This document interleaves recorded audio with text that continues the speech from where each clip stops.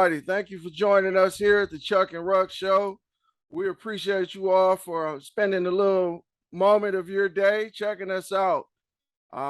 We got a few things to get into today. With the biggest news is the Shohei Ohtani situation.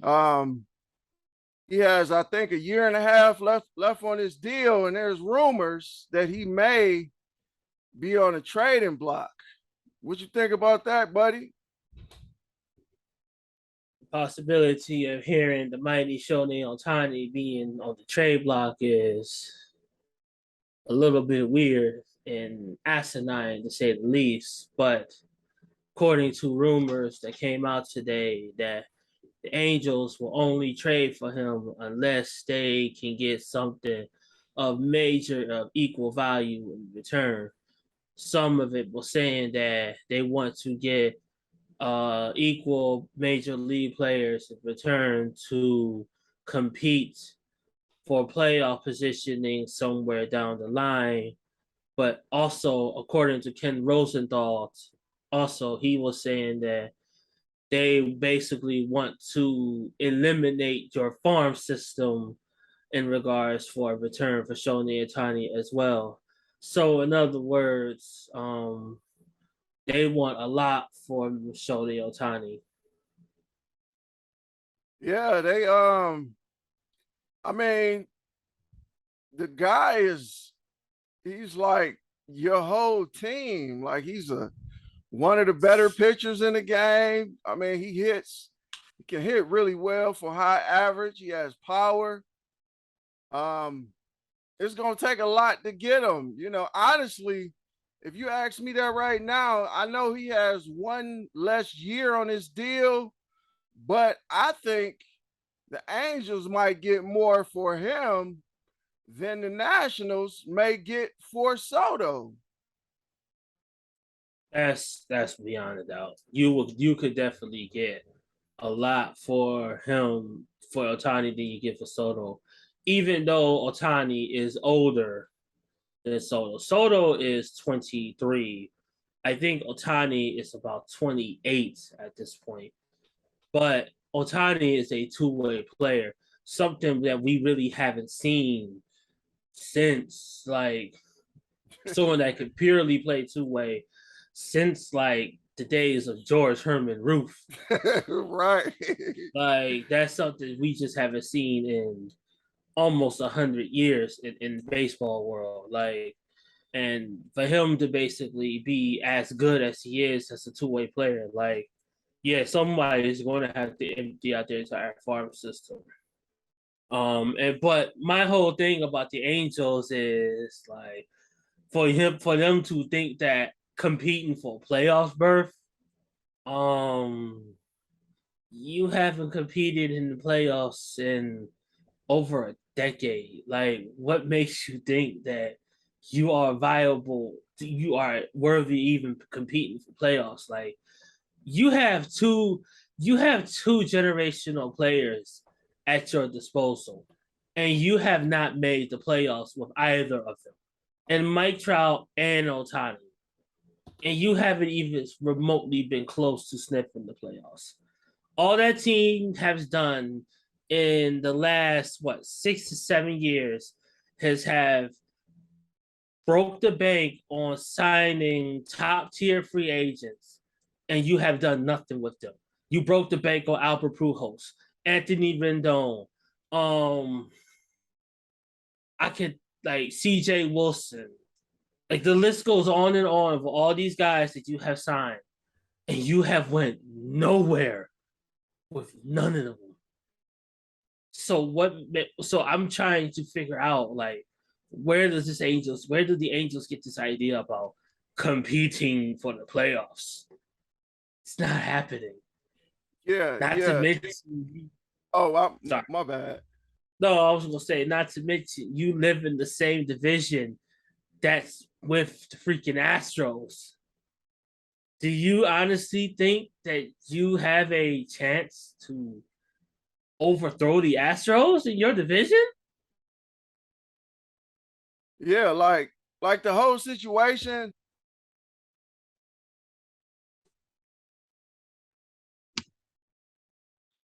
Yeah, first of all, if these rumors are coming from within the organization that they're actually trying to trade him, first thing to come to mind is that they don't want to pay the guy. I mean, you've paid, like you said, Rendon and Trout all this money. You might as well pay the best player. Then if they don't want to pay him, like you got to get realistic. Like you said, they haven't competed for playoffs in God knows how long. Then on top of that, like you want major league ready players. Like what team, to be honest, what team that's really in the market for a player of his ability is going to give you their best players and expect to win? Like you're going to have to take some prospects back because I don't see, like, I me being a Guardians fan, like I always bring it back to our team. Okay, like we got a lot of prospects, but if they want major league players, so what would you want? Jose back? Then what would be the point of the trade? Like it don't make sense to give up my best player, even though, like you said, Ohtani is a two-way player. But what would be the point? Because that would take me out of a position to compete. So they're gonna definitely have to taper them expectations if they really want to move on from this guy. Even in the basis of you basically killing it, like giving up prospects to do it. The way Rosenthal put it out there about like breaking the bank of your farm system, he basically saying like you have to like eliminate your entire farm system for him. Like I understand you have to give up prospects for a player, but your entire farm system, like all of your prospects, like all of your top tier prospects, yeah, I just don't see that happening for particularly someone even for someone like Ohtani. I just don't see that. And the way the Angels are thinking, I don't think the ego and the pride of the Angels will let them basically do that. I just think the way they're thinking, they somehow, some way, they're stuck in their head thinking like they have a chance at a championship. And they just don't. Other than Ohtani, their starting pitching is horrible. Their bullpen is pedestrian.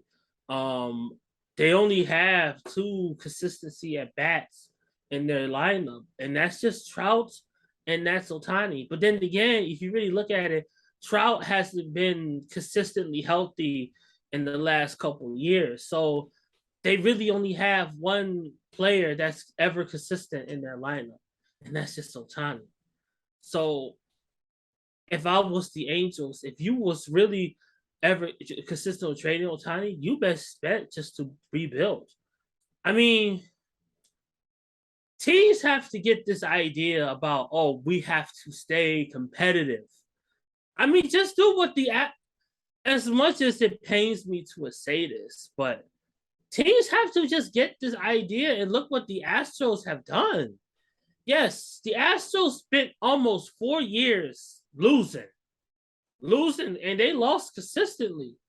But it paid off for them in the end. They spent all those years losing.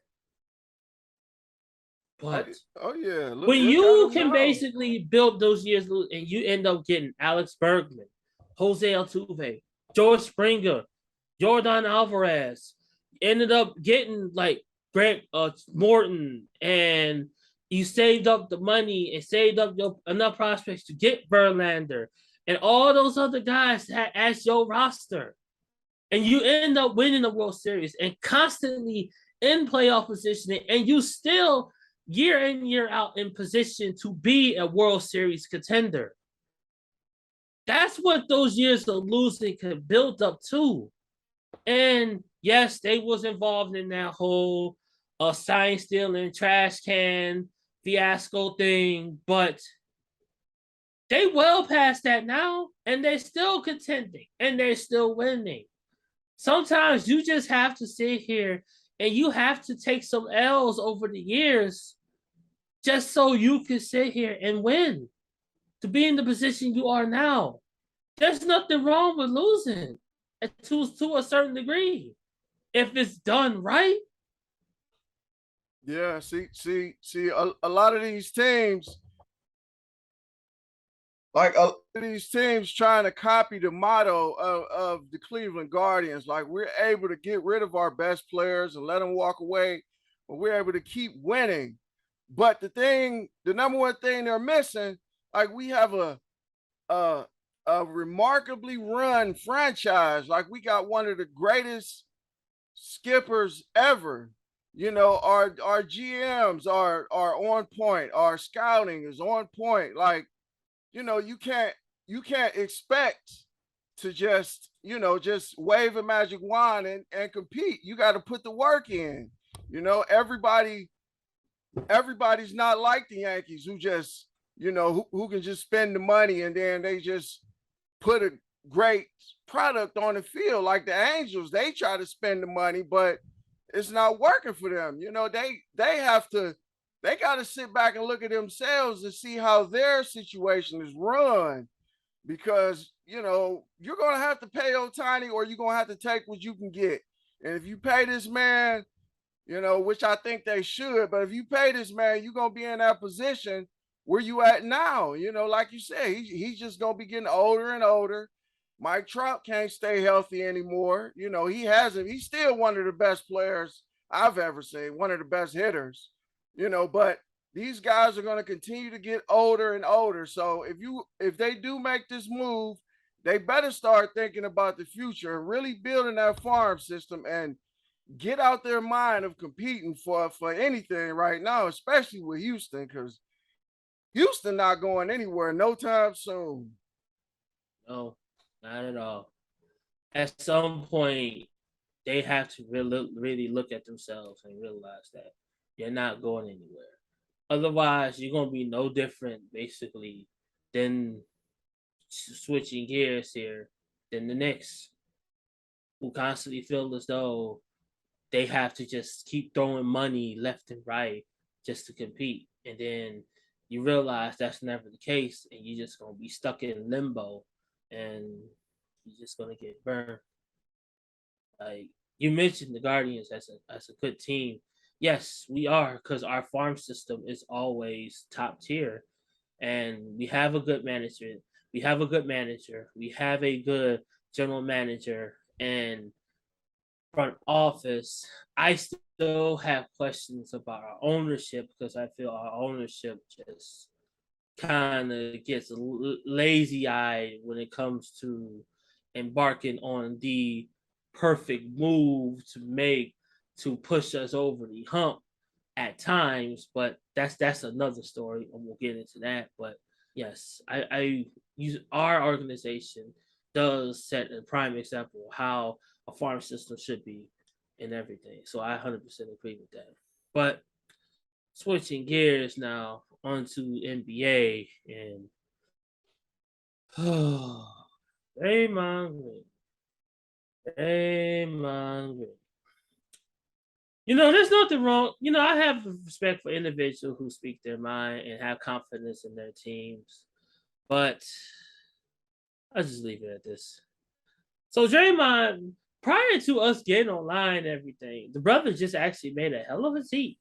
Basically was saying that he was watching the 98 finals against Utah, and he basically was saying that he felt that his 2017 championship team could beat Chicago by dubs and beat Utah by 40.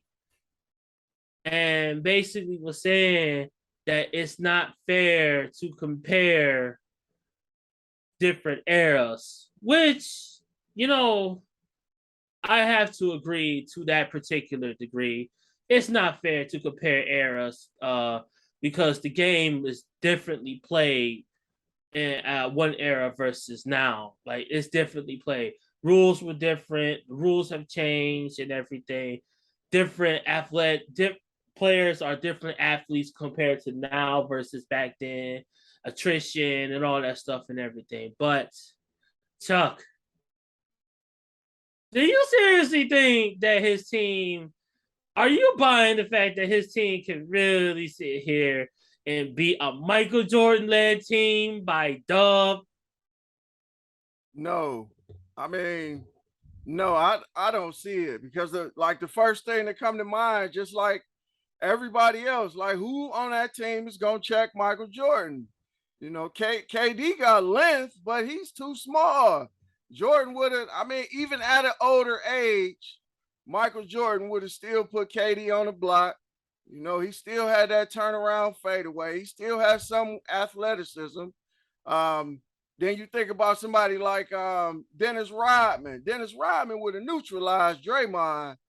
Draymond wouldn't have been Easy. getting off Easy. nothing. You know, he would have basically bullied Draymond in that paint.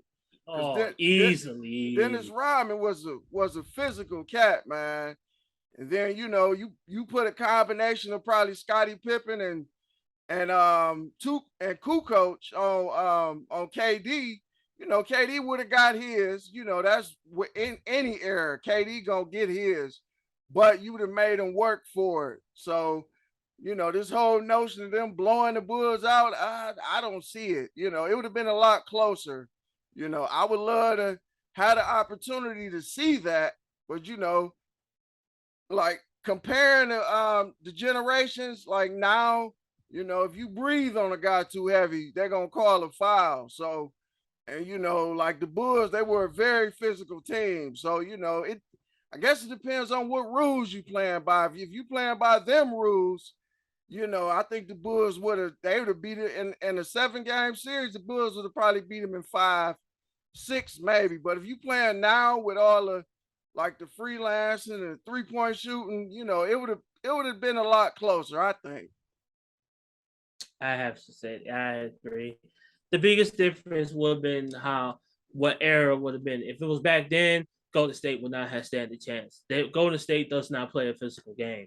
They don't. The only person that remotely plays anything close to physical is Draymond Green. But even then, that's barely saying something to that degree. But remind me of something real quick because I had to be remembered. Did Ron Harper play with that team back in the day? Oh yeah. Oh yeah. Oh, he He was did? there. Yeah, he was Oh, there. yeah. Well, then that enough said then. Steph Curry would not do anything on Ron Harper. He would not do anything on him. Like Ron Harper would shut him down and Steph Curry will have fits. Like serious fits on him. Like people forget that Ron Harper was a big, tall, strong point guard. Like it's frustrating that like going off record here, it's frustrating that the Cavs had to trade that dude over some bullshit. He was hanging with gang affiliates at the time, but Gordon Gunn got paranoid and told him to trade him because over some bullshit rumors. But that's another story. Um, that Bulls team was very rock solid and and defensive worthy.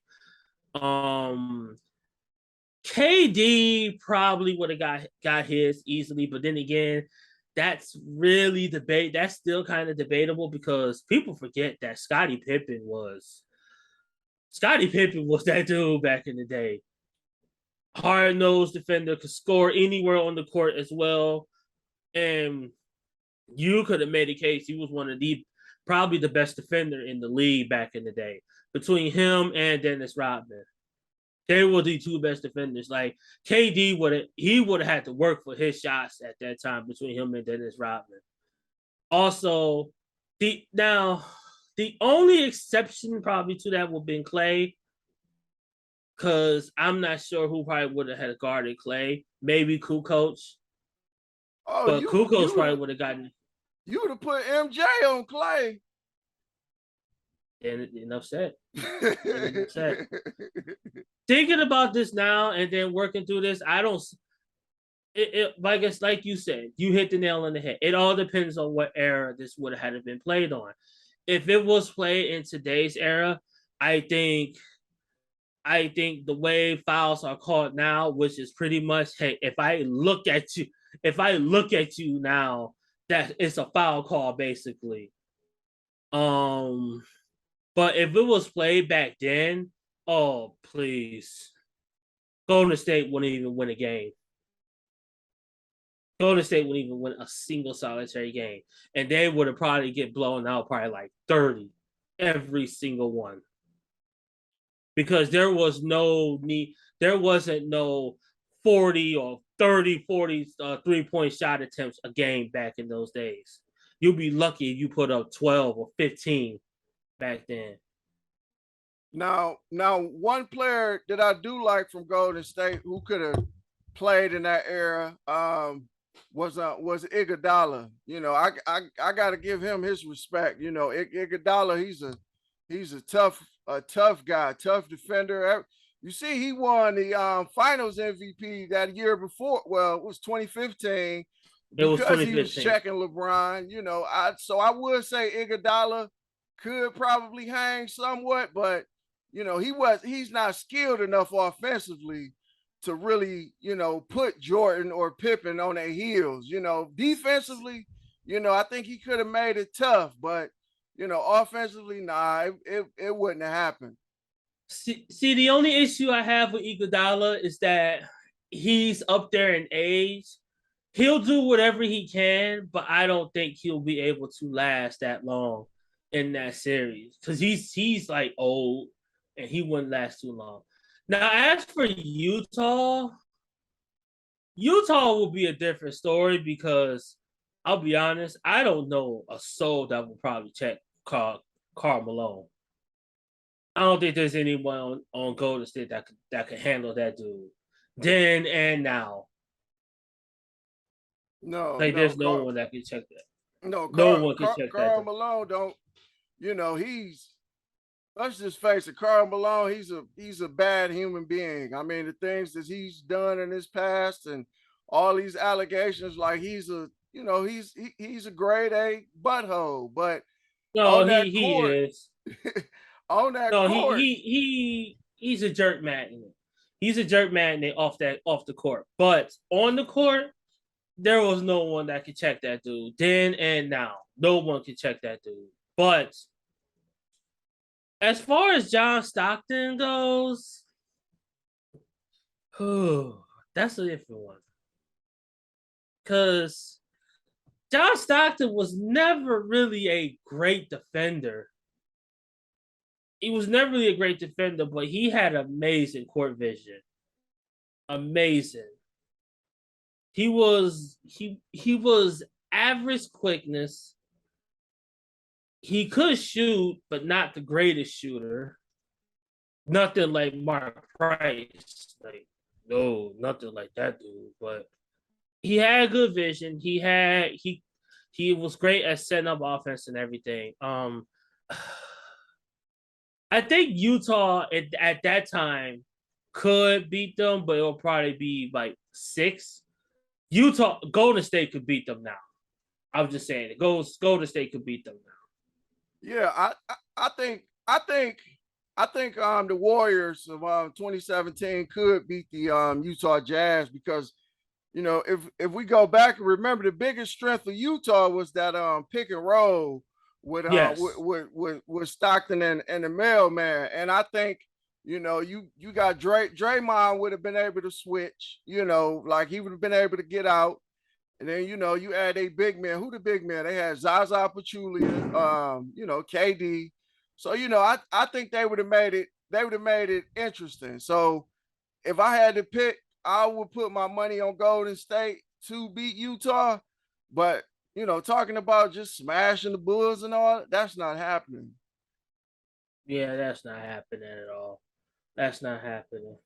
So much so that lightning's coming down over it.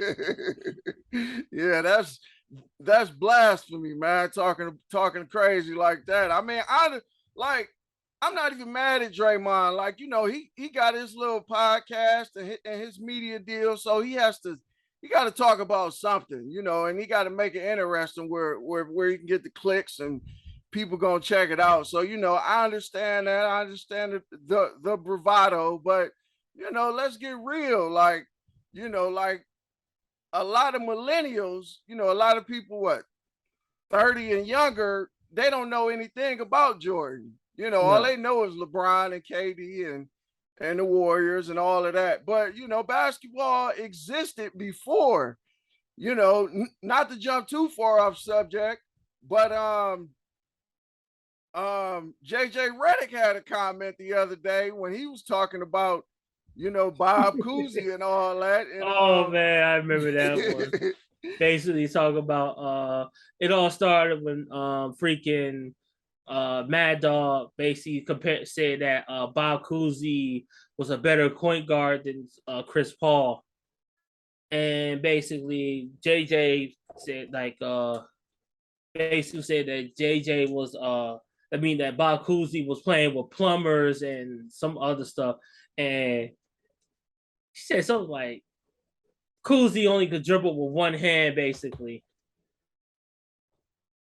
Oh yeah, see, like I don't really know too much about Bob Cousy. I just hear of highlights and stuff. You might see some stats or whatever, but So I think it's wrong to just disrespect players of old like that, because like one thing you got to think, like now basketball players, like that's all they do, like that's all they have to do, like they make so much money they don't have to do anything but play and practice and perfect their craft. Back then the players wasn't making anything, so in the off season they had a totally different career.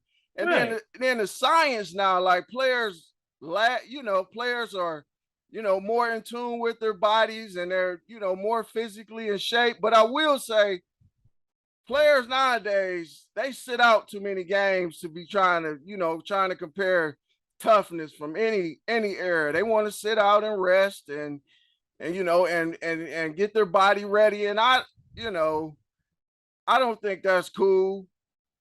You got too many guys that sit here that want to do load management and stuff like that.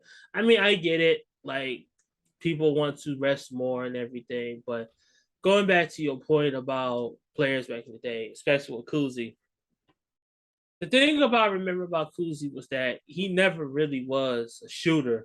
All he was basically did was just the ability to dribble and pass and everything. And players back in that time frame, they never really, like you said, took the game seriously.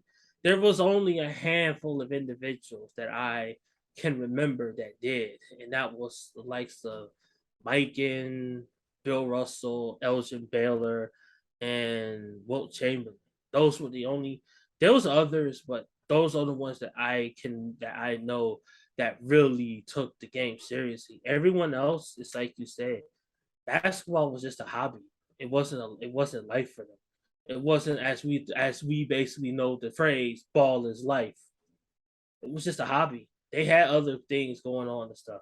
They just did it just to do it, basically. But yeah, what's funny about the whole JJ Redick situation, um, the logo, Mr. Jerry West came out to the defense of Cousy, and he said on Twitter, "Tell me what his career looked like. What did he do? What did he determine any games? He averaged 12 points a game in the league. You know, Ooh. that's I mean, JJ Redick is thought of as a good player. He lasted a very long time because he could catch and shoot, and very, very good. I believe he shot over 40% from the He three, did. but it's true. Like JJ Redick is never thought of as that guy that's going, that you can count on. He was never thought of a difference maker. He was just thought of a guy that you just had to stand at the corner and to shoot. Or he was never thought of a guy that you could build your team around, that you could basically sit here and allocate him and ask, like, okay, I need this guy as my number one. He was just thought of as a guy just to get him the ball when he's open, just to shoot, but nothing more, nothing less, basically. But Mr. Logo was correct in his regard of that. Not he was never really thought of anything else. I never thought Jerry West had that type of stones in him to actually say that though. Oh Like, yeah, yeesh. he definitely came to the defense of his era, because You notice JJ ain't nobody said nothing about Jerry West because they know he was a bad man. Jerry Oh, West he was was. I he mean, was you're on way the ahead of his freaking time. logo. You're on the logo for crying out loud. Like, I mean, you gotta get your props in on that.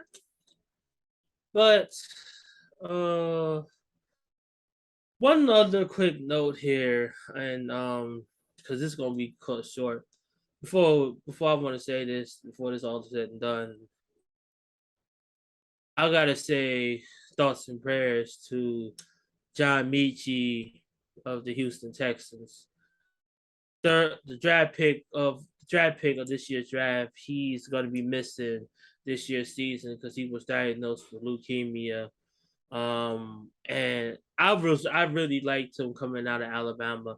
I was actually pulling for him to be drafted by the Browns. I was really hoping he would, but he ended up getting drafted by the Texans. John, if you ever get the chance to watch this, just know my thoughts and prayers are with you. Keep your head up. You're in God's hands, and speedy recovery, my brother. You're gonna get over this. Fuck cancer in every way possible, and praying for a speedy recovery, and you'll be back on that football field next year, my brother. Oh yeah. Cancer, it's such an ugly thing. Like it touched. I don't know anybody who cancer hasn't touched in some way, shape, or form. You know, recently within the last couple of years, my wife was diagnosed with cancer, so it's not easy. It's not just her. You got to think of the family, like the mental state that it puts your family in, your children, your spouse, your significant other. You got to think about like he's going to be missing a year, he's going to be missing time doing something that he loved. I just hope he can keep his spirits up, stay focused, because a lot of times, our bodies know our bodies react to how we deal with things, mentally. So if we're, in a bad state or we're depressed, our bodies will take longer to heal. So hopefully, he has the right people in his corner that can help keep him focused and that he can get back to doing what he loved because being diagnosed with leukemia, it doesn't have to be the end of it. He can take some time off, like you said, take this year off and come back next year, ready to ball. Think of players like, correct me if I'm wrong, didn't Alonzo Mourning, didn't he have cancer? He What had was it that cancer? kidney Yeah, failure. kidney. And it was somebody else with the Spurs. I remember they had, I believe, a life threatening illness, That was but they, Sean Elliott. yeah, That was Sean Sean Elliott. Elliott. Yeah.